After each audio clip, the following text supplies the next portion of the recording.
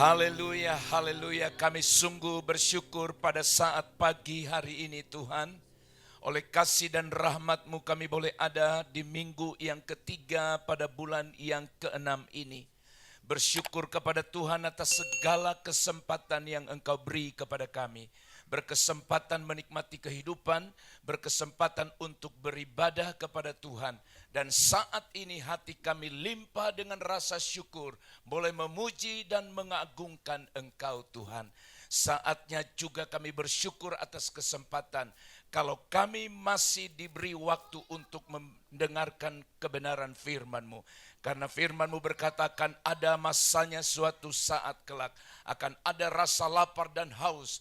Tapi bukan lapar dan haus akan makan dan minum, tapi lapar dan haus akan kebenaran. Oleh sebab itu Tuhan, selagi masih ada kesempatan ini, kami membuka hati kami bagi kebenaran firman-Mu. Berbicaralah kepada kami Tuhan melalui bibir lidah hamba-Mu, karena kami telah siap mendengarkan firman-Mu. Dalam nama Tuhan Yesus Kristus kami berdoa mengucap syukur, kami sambut firman-Mu. Haleluya, haleluya. Amin. Salam sejahtera bagi kita Bapak dan Ibu yang terkasih di dalam Kristus Yesus Tuhan kita. Sangat senang hari ini kalau kita masih diberi kesempatan oleh Tuhan beribadah. Ingat kesempatan yang Tuhan masih beri. Waktu kita tidak tahu kapan berakhir. Tetapi selagi masih ada waktu dan kesempatan ini, saya ajak saudara untuk sungguh-sungguh mencari Tuhan, mencari perkenanannya. Jangan hanya pentingkan kesenangan, kesukaan dirimu. Karena segala sesuatu yang kita lakukan hari ini akan berakibat di kekekalan nanti. Haleluya. Firman Tuhan hari ini berjudul sikap hormat dan kasih dalam keluarga. Saudara-saudara, di dalam judul ini kita menemukan ada dua kata penting, yaitu menghormati atau hormat dan yang kedua kasih. Menghormati dan mengasihi. Nah, kata yang pertama, saudara sekalian, hormat atau menghormati. Kata ini dalam kamus disebutkan mengakui dan mentaati. Itu artinya menghormati. Mengakui dan mentaati. Saudara-saudara, kalau halnya demikian berarti di setiap keluarga kita harus ada pengakuan. Suami mengakui keberadaan istri, istri mengakui keberadaan suami, anak-anak mengakui keberadaan orang tua, dan sebaliknya. Itu artinya menghormati. Kata yang kedua adalah kasih atau mengasihi. Secara sederhananya, saudara-saudara, mengasihi itu artinya memberi rasa kasih sayang. Rasa kasih sayang kita yang tulus kepada seseorang yang sangat kita cintai atau sayangi, tanpa mengingat kesalahan atau kejahatan yang pernah dia perbuat. Dalam kaitannya dengan keluarga, seperti khotbah minggu lalu, tidak ada suami yang sempurna yang tanpa pernah berbuat salah. Tidak ada istri yang tidak pernah berbuat salah. Dan tidak ada anak yang tidak pernah berbuat salah. Tetapi harus dilepaskan, harus diberi apa yang disebut dengan pengampunan. Saudara-saudara, kita harus sadari bahwa, ingat baik-baik kebenaran ini ya. Keluarga itu merupakan suatu komunitas. paling utama dan pertama bagi kehidupan kita. Ini berlaku bagi semua orang. Komunitas. Komunitas kita yang pertama bukan gereja. Komunitas kita yang pertama adalah rumah kita sendiri, rumah tangga kita. Makanya sekali lagi saudara, rawat keluarga kita dengan maksimal. Karena itu komunitas. Rawat. Ciptakan rasa home. Rasa luar biasa di dalam rumah kita. Suasana keluarga perlu tercipta di tengah keluarga kita. Tidak ada broken house. Yang ada adalah broken home. House itu bicara gedung. Home itu bicara suasana di dalam. Ada orang yang punya fasilitas kehidupan dalam keluarga, sebutlah rumahnya bagus, fasilitas di dalam bagus, tapi tidak menikmati suasana damai di tengah keluarga itu. Ada keluarga yang sekilas boleh kita katakan bentuk rumah, fasilitas kehidupan kurang. Tapi tercipta damai yang luar biasa. Hubungan suami istri, orang tua dan anak begitu harmonis sekali. Maka dari itu sekali lagi tidak ada broken house. Yang ada itu broken home. Suasana. Dan Alkitab mencatat bahwa hubungan Tuhan dengan jemaat seringkali dijelaskan seperti hubungan di dalam keluarga. Simak baik-baik pernyataan ini. Hubungan Tuhan dan gereja dan jemaatnya itu dijelaskan seperti hubungan di dalam keluarga. Kalau Kristus sebagai kepala jemaat, dengar baik. Kalau Kristus sebagai kepala gereja, melindungi gerejanya, mengasihi gerejanya, bahkan rela mati bagi gerejanya, maka di tengah keluarga itu ada namanya suami. Suami itu kepala keluarga. Saudara, oleh karena itulah sangat penting untuk setiap anggota keluarga menaruh rasa hormat, rasa kasih kepada setiap anggota keluarga seperti yang telah Tuhan perintahkan.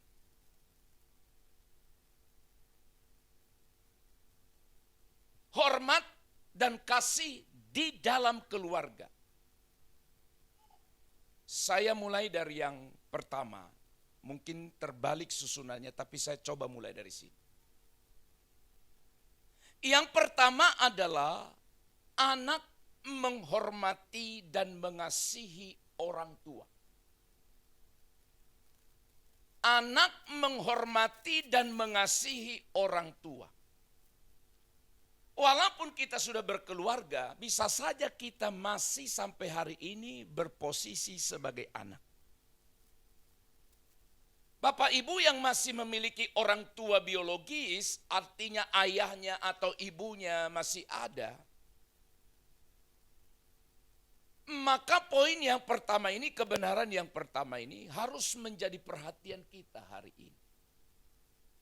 Menghormati dan mengasihi orang tua. Ada banyak ayat-ayat firman yang menegaskan ini. Saya mulai dari kitab Keluaran pasal 20 ayat 12. Hormatilah ayahmu dan ibumu supaya lanjut umurmu di tanah yang diberikan Tuhan Allah kepadamu. Efesus 6 ayat 2 dan 3. Hormatilah ayahmu dan ibumu. Simak baik ya. Ini adalah suatu perintah yang penting. seperti yang nyata dari janji ini, supaya kamu berbahagia dan panjang umurmu di bumi. Matius 15 ayat 4. Sebab Allah berfirman, hormatilah ayahmu dan ibumu. Dan lagi, siapa mengutuki ayahnya atau ibunya, pasti dihukum mati. Pernahkah Bapak Ibu terfikir kenapa di sepanjang Alkitab, mulai dari perjanjian lama sampai perjanjian baru, bahkan ketika Musa naik ke Gunung Sinai untuk mendapatkan 2 buah loh batu. Dan 2 loh batu yang diterima oleh Musa di Gunung Sinai yang oleh Alkitab berkata ditulis oleh Allah sendiri. Dan 2 loh batu ini yang dibagi dalam 2 bagian. Loh batu yang pertama mengatur hubungan manusia dengan Tuhan. Sedangkan loh batu yang kedua mengatur hubungan manusia dengan sesamanya. Tetapi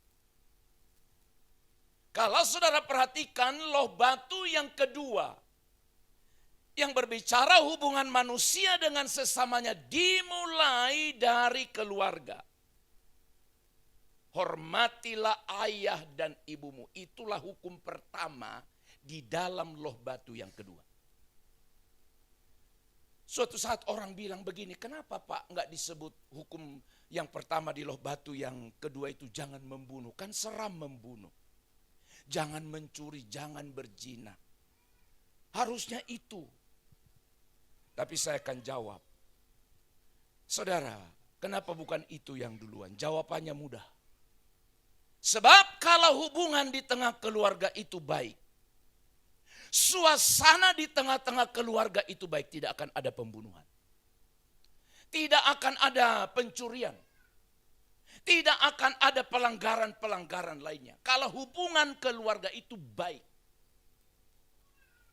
Saudara-saudaraku yang terkasih dalam Kristus, sikap hormat dan mengasihi orang tua kita. Saudara, hukum ini mencakup semua tindakan baik yang dapat kita perbuat bagi orang tua kita. Kalau kita sebagai sekarang berprofesi sebagai anak yang sudah dewasa, yang mungkin sudah menikah juga, tapi kita masih punya orang tua yang sudah makin tua, makin lanjut. Maka sebagai anak, kita harus mendukung hidup mereka. Apalagi mereka sudah nggak sanggup.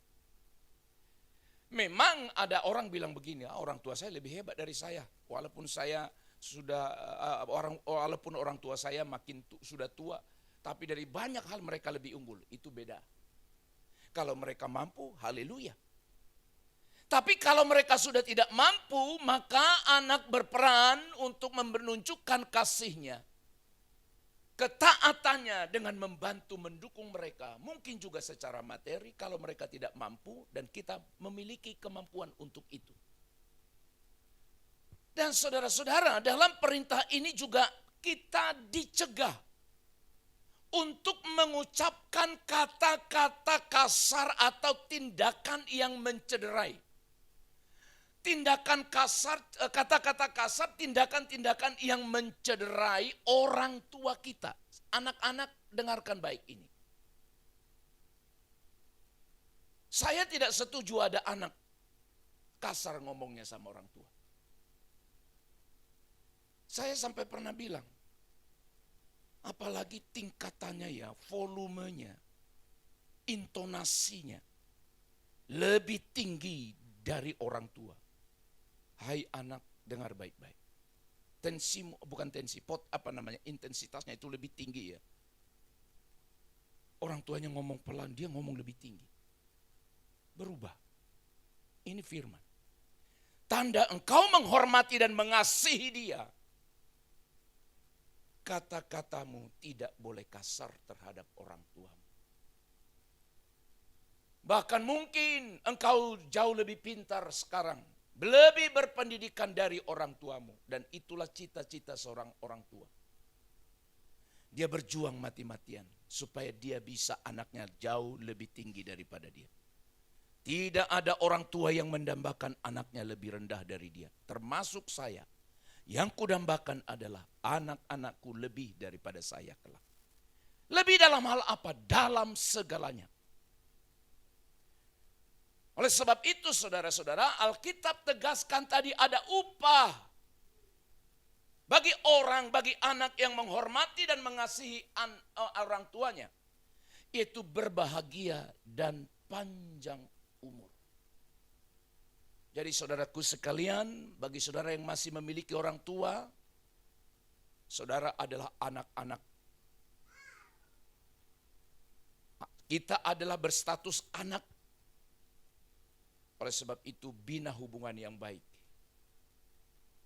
Hormati mereka dalam segala kekurangan mereka seiring dengan usia mereka yang sudah semakin tua. Kita tidak boleh melupakan mereka, tetapi harus tetap menghormati, bahkan mengurus keperluan orang tua kita di hari tuanya. Kan seperti itunya. Waktu kita anak-anak, nah seperti bapak-bapak yang bawa bayi ini, digendong, ya kan? Mamanya lagi tidur, harus ganti popok. Mamanya lagi makan, harus kasih apa yang diminta anaknya. Dengar baik, suatu saat kelak,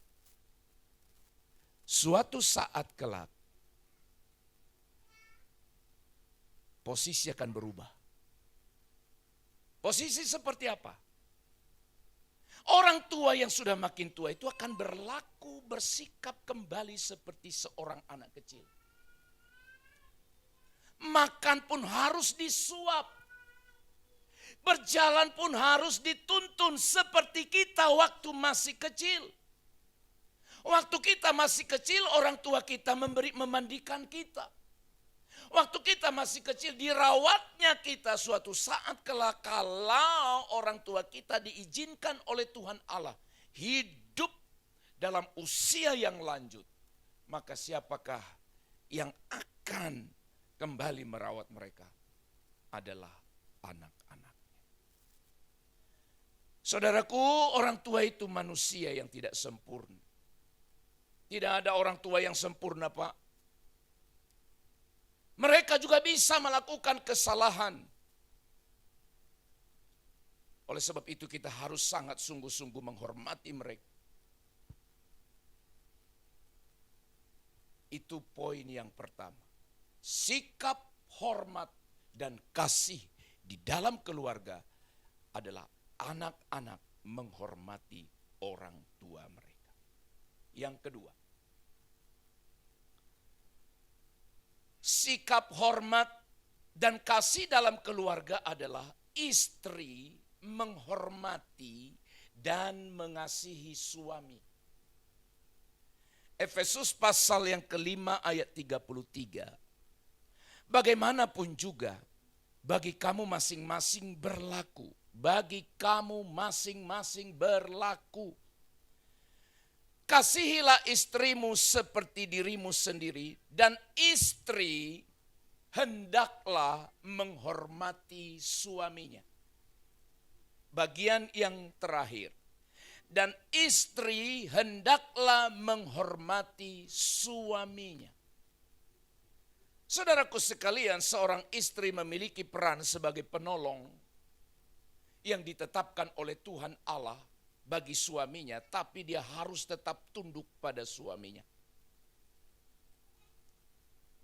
Sekali lagi, walaupun mungkin suaminya memiliki kelemahan, tetapi istri tetap harus tunduk pada otoritas. Otoritas apa? Dengar, otoritas apa? Saya sudah ulang ini berkali-kali. Otoritas apa? Di dalam keluarga Kristen ada namanya hierarki keluarga. Hierarki itu artinya susunan. Dalam hierarki keluarga Kristen itu Alkitab berkata Allah, Bapa, lalu Kristus, lalu suami, lalu istri, lalu anak. Itulah hierarki keluarga Kristen yang benar, yang dikehendaki oleh Allah.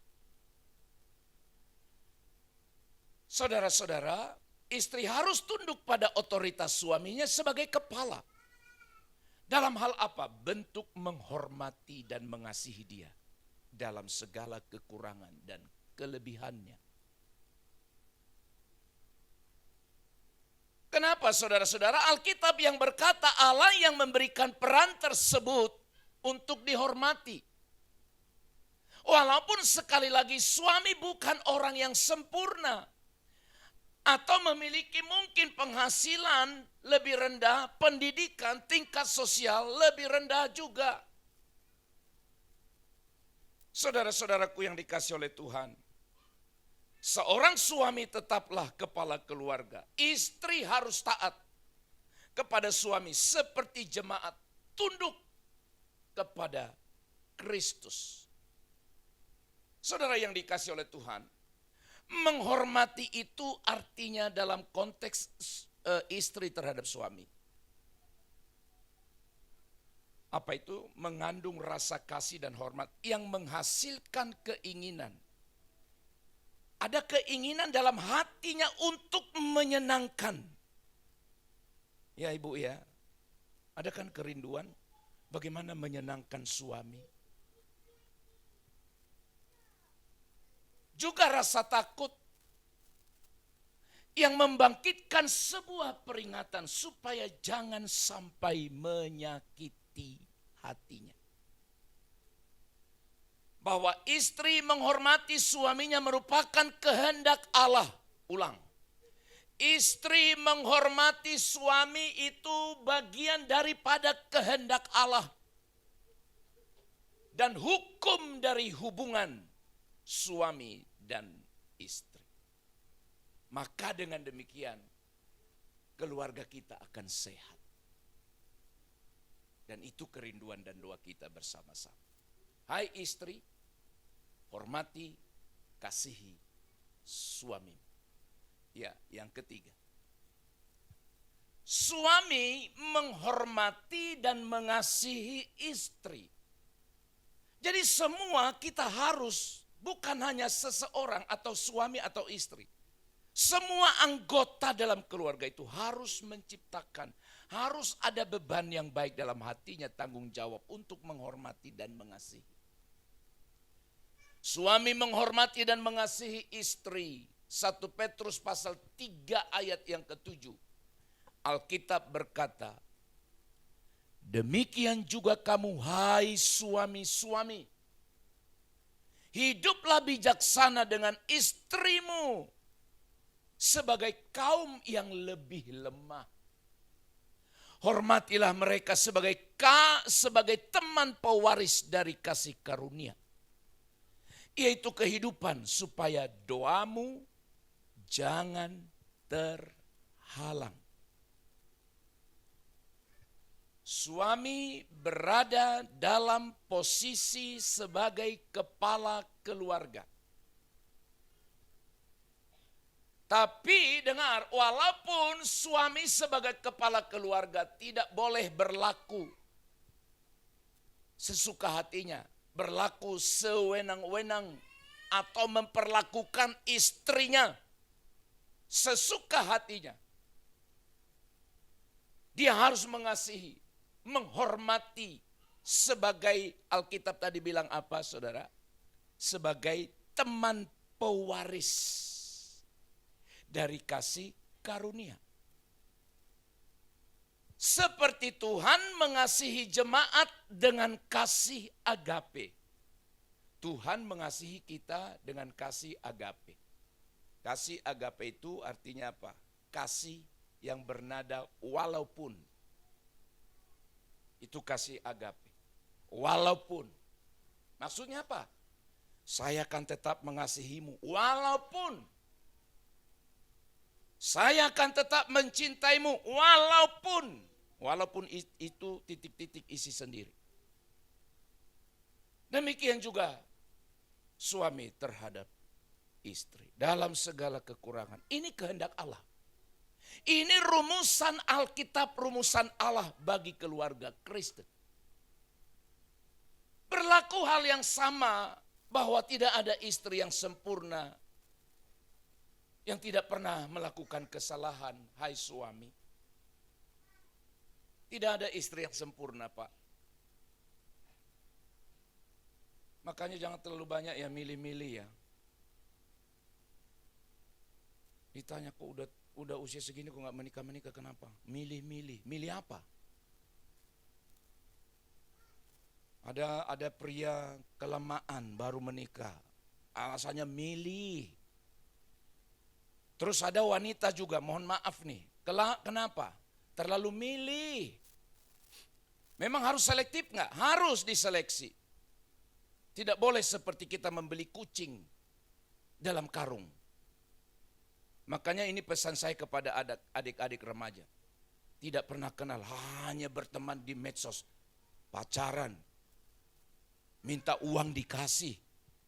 Gak pernah jumpa, hanya berbicara di dunia media sosial. Diajak nikah, mau. Kasih nomor rekening, kirim uang, kasih.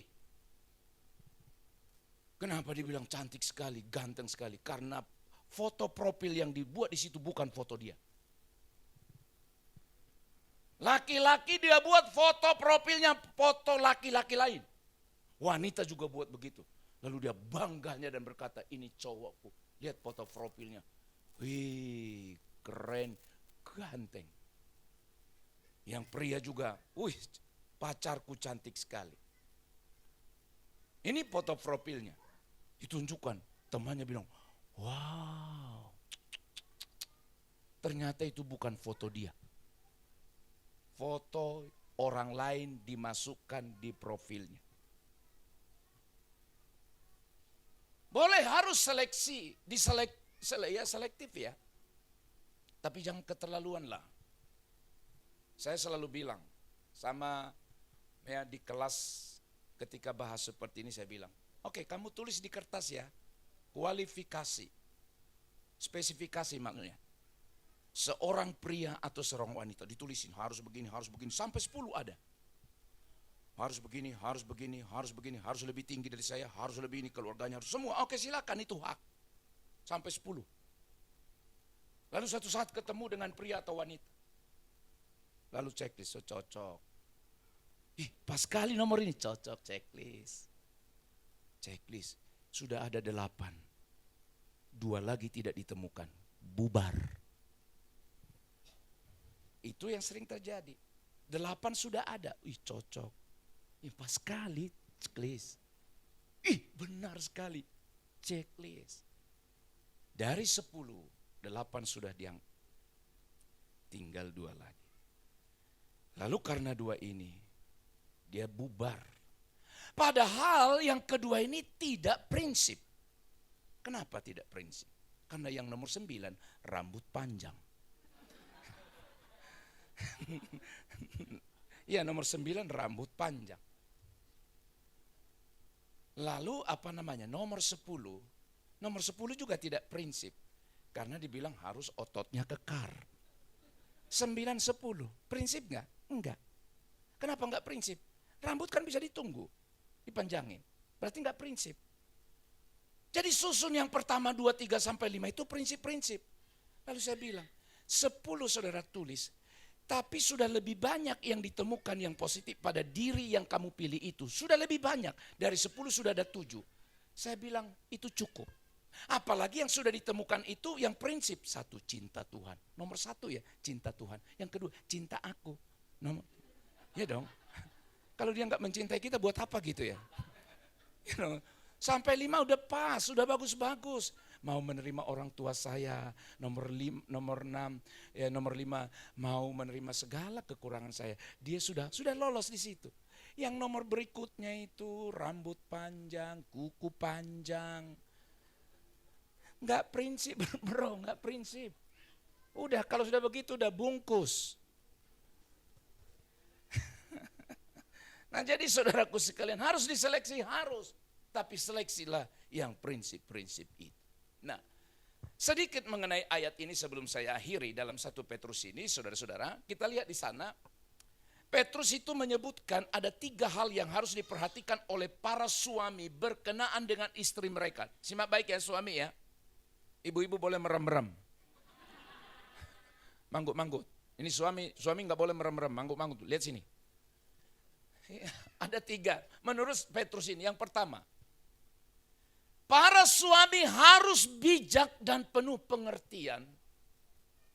Hidup dengan istri mereka di dalam kasih dan keselarasan dengan firman Allah. Nanti baca Kolose pasal 3:19. Harus bijak. Hidup dengan istri mereka dalam kasih dan keselarasan. Makanya sekali lagi kenapa suami itu disebut imam di tengah keluarga.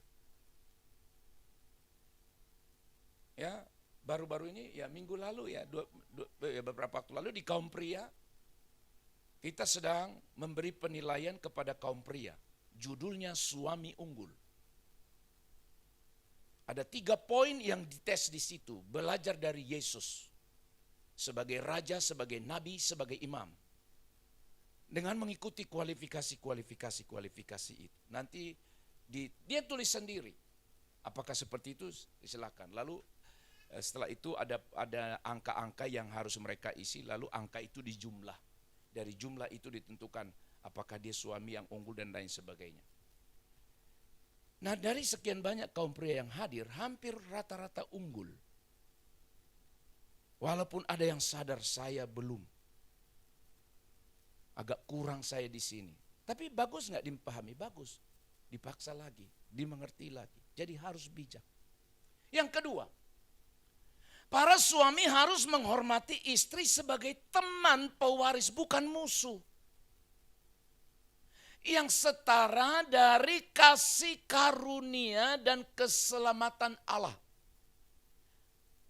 Dengan kata lain, istri harus dihormati, dipelihara, dilindungi sesuai dengan kebutuhan mereka. Amin. Suami, hormati istrimu, pelihara, lindungi dia. Tidak boleh suami lebih penakut daripada istri. Jam 2 pagi ada ngetok pintu. Bangun. Istrinya bilang, Pak coba lihat. Enggak, mama aja. Ketokannya makin keras. Ayo mak, udah bapak lah. Enggak. Nanti kalau dibunuh biar kau duluan mati. Memang dalam hal-hal seperti ini ada istri lebih berani ya, suami lebih penakut. Udah keringat dingin itu suaminya. Istrinya bilang, tenang. Coba ambil di belakang pintu, udah ada tongkat di situ. Dia keluar. Siapa di luar? Bukan istri di luar. Yang ngetok-ngetok pintu tadi. Siapa di luar? Istrinya ngomong. Ya, tunggu dia, saya hadapi kau. Istrinya ngomong. Itu orang kabur. Lalu suaminya bilang, makasih ya mak, makasih ya mak. Bahagianya aku punya istri kayak kau. Pemberani luar biasa. Nah saudara-saudara, yang ketiga. Para suami harus menghindari perlakuan tidak adil. Tidak senonoh terhadap istrinya. Alkitab tadi bilang di sana, kalau senonoh tidak adil, maka Alkitab bilang apa? Doamu terhalang. Oke ya, kita lihat ayat itu sekali lagi ya. Disebut di situ. Hormatilah mereka sebagai teman pewaris dari kasih karunia Allah, yaitu kehidupan, supaya doamu jangan terhalang. Kau benci istrimu, kau doamu tak akan naik ke atas, mentok di langit-langit. Oke, hai suami, bertobat hari ini, lindungi istrimu, kasihi dia. Jangan kau duduk-duduk di teras rumah sambil main-main handphone, kau lihat istrimu bawa beban dari dapur, jemuran yang banyak sekali. gendong sampai begini-begini. Lalu kau tenang-tenang aja, apalagi sambil merokok. Kau lihat istrimu sampai terpapa-papa, diletakkan sekali, ngangkat lagi.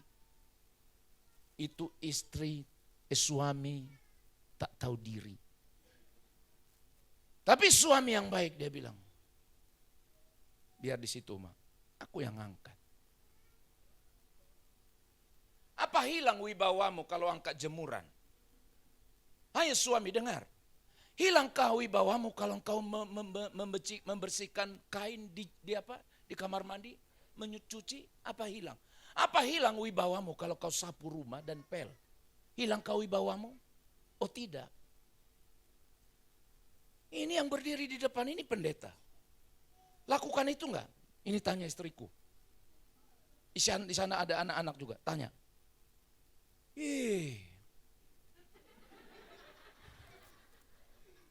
Saya lakukan.